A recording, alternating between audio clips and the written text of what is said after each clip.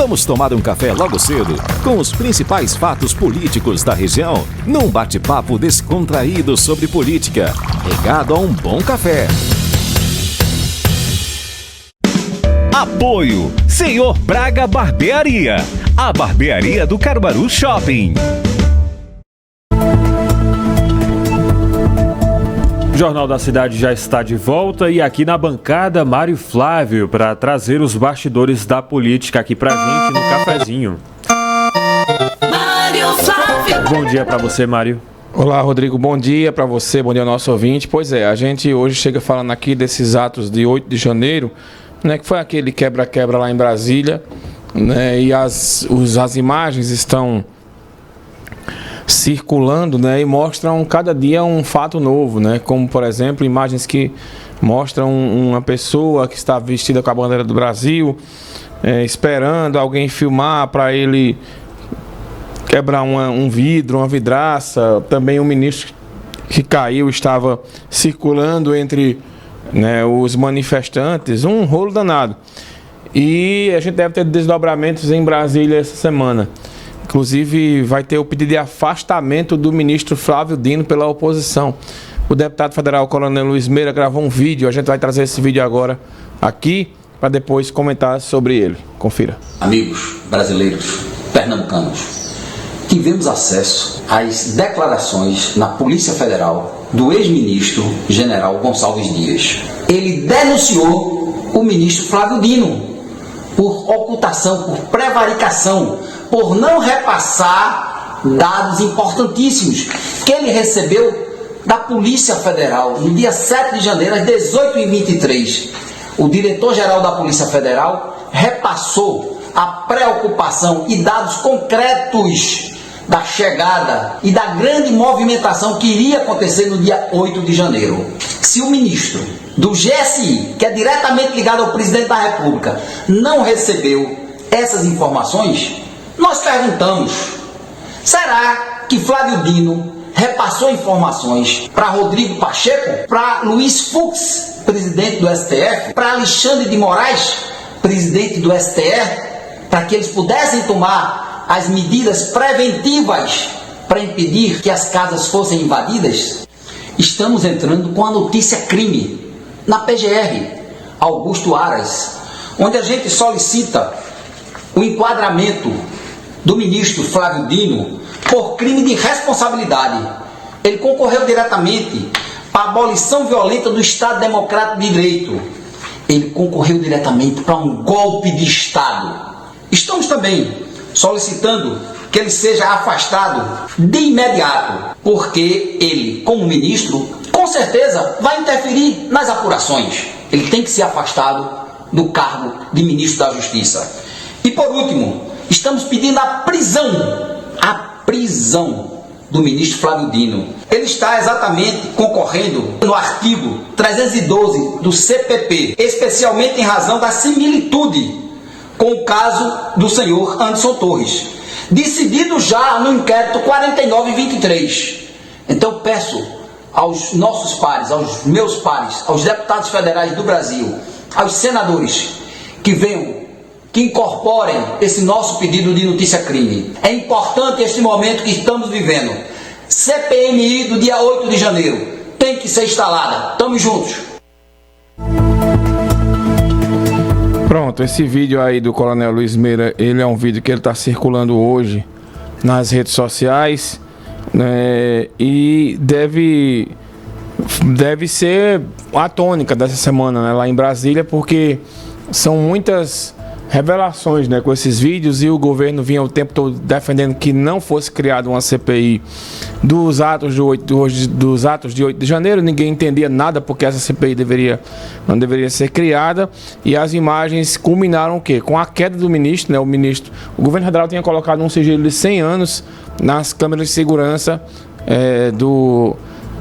desses atos de 8 de janeiro, né, mas aí o STF, após uma divulgação, uma imagem que foi divulgada do ministro do GSI, que é o Gabinete de Segurança Integrada do Governo Federal, ele circulando entre os manifestantes. Aí o ministro Alexandre de Moraes pediu a quebra de sigilo de todas as imagens foram disponibilizadas, e aí muitos ministros do atual governo estavam no momento dentro dos órgãos do governo, né? Imagens que deixaram muita gente perplexa, sem entender por que o pessoal do governo estava dentro daqueles atos lá e não fizeram absolutamente nada. E simplesmente alguns, inclusive, foram coniventes, como é o caso do ministro que caiu. Inclusive, passa ele conversando com manifestantes e em algum momento passa a estar até orientando o que o pessoal vai fazer. Isso vai ser pano para manga para a semana ser bem corrida em Brasília, ser bem agitada, ser bem tumultuada, né, Rodrigo? Porque, afinal de contas, né, é uma guerra, né, entre a oposição e a situação, e esses atos de 8 de janeiro, eles são muito mal explicados até hoje. Repercute também muito uma fala, né, do presidente Lula lá em Portugal. Eu vou trazer até ela aqui, que a gente possa ter entender o que foi que aconteceu lá, porque foi outro problema também. Lula segue tendo embaraços aí, digamos, desse jeito, né, nas falas que ele concede após essa viagem que ele faz. E uma foi sobre uma pergunta, né, que ele ia primeiro ele ia discursar lá em Portugal no Congresso, mas aí tem uma lei no Congresso em Portugal que diz que só pode outro presidente discursar se houver unanimidade. Não houve. 2 partidos ameaçaram boicotar a fala do Lula para não evitar constrangimento, não a fala dele. Depois ele foi questionado sobre uma jornalista portuguesa. Vamos ouvir o que a jornalista perguntou e a resposta do presidente Lula. Eu confesso que eu não foi fácil de ouvir. Tem que ser baixo. Há uma semana afirmou. Eu percebi, porque já a conheço há muito tempo. Há uma semana afirmou que os países da União Europeia, entre os quais está Portugal, estão a contribuir para a continuidade da guerra na Ucrânia. Eu pergunto se mantém essas palavras. Eu sinceramente não consigo entender. Sim, são as suas palavras sobre a questão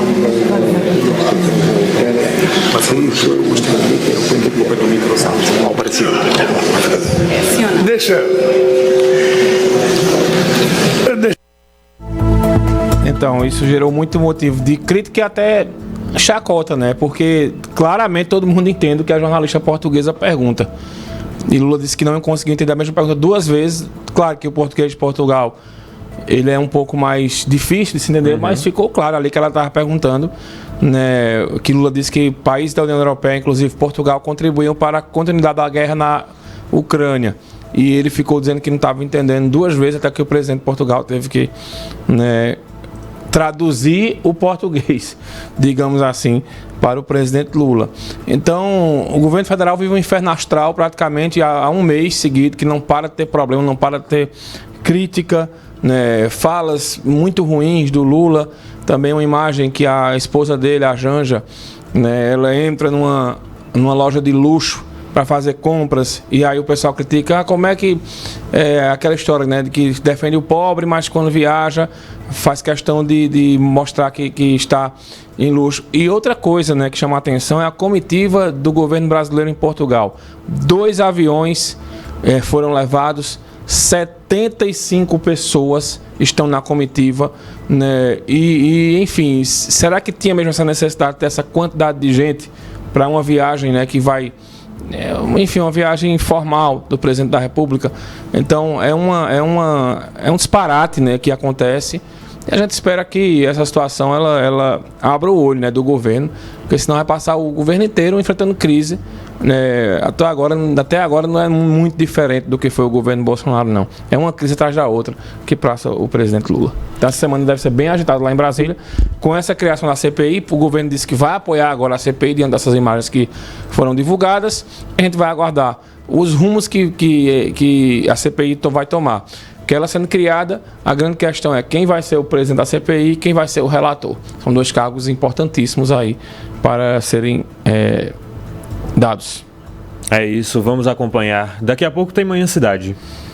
Daqui a pouco tem Manhã Cidade, Renata Torres comanda o programa, eu vou estar na parte da política, mas aí nós teremos aí 3 horas de muita informação aí para ao pessoal e também, claro, destaque para a área política, né? Muito bem, Mário. Obrigado. Boa semana para você e até amanhã. Valeu, Rodrigo. Até a gente se encontra aqui amanhã de manhã no Jornal da Cidade. O cafezinho. Vamos tomar um café logo cedo com os principais fatos políticos da região, num bate-papo descontraído sobre